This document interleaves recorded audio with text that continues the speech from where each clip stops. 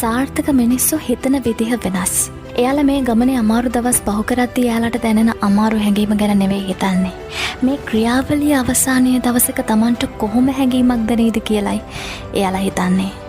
දැනට මේ අමාරු දේ කරන්නේ කොහොමද කියලා දන්නේ නැතත් ඔබ කොහොම හරි ඒක කරන්නයි යන්නේ කියන සිතුවිල්ලයි වැදගත්. ඉතින් අද ඇක්ෂන් එක ගන්න. ඊතුරු හරිය මේ සාර්ථකත්වයේ ක්‍රියාවලිය හරි ලස්සනට ඔබට ගන්නයි.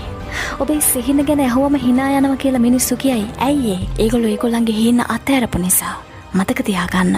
ලොකු හීන යථාර්ථවාදී නෑ කියලා හිතන්නේ අරමුණක් නැති මිනිස්සු විතරයි. ඔබට බෑ කියලා දෙයක් නෑ. දන්නවද? ලෝකේ ලොකුම සතුට තියෙන්නේ මිනිස්සු බෑ කියපු දේවල් ලස්සනට කරලා පෙන්නන්ති. ඔබ පැරදිලා මුල්ලකට වැටිලා ඉන්න කෙනෙක් නම් මේ දැන් ඉඳන් ඔබේ කම්බැක් ස්ටෝරි එක ලියන්න පටන් ගන්න. ඔබේ නියමම අනාගත ඔබව අතාරින්න ලෑස්ති වෙන්න එපා. මේක ලේසි වෙයි කියලා හිතන්නත් එපා. මොකද මේක එහෙම නෑ.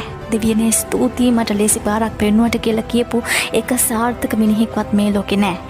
සාර්ථකත්වය කියන්නේ ඔබේ සියලුම බලාපොරොත්තු සුන්වීම් වලින් ඔබ සර්වයිව් වුණාට පස්සේ සිද්ධ වෙන දෙයට. ඉතින් හෙටින් පස්සේ එන හොඳම දවස් වෙනුවෙන් අද වගේ දවස් ඔබට නරකම විදියට දැනෙද්දිත් වැඩ කරන්න වෙනවා. එතකල් ඔබට තාමත් ලැබුණේ නැති ප්‍රතිඵල ගැන පසුතැවෙන ලෑස්ති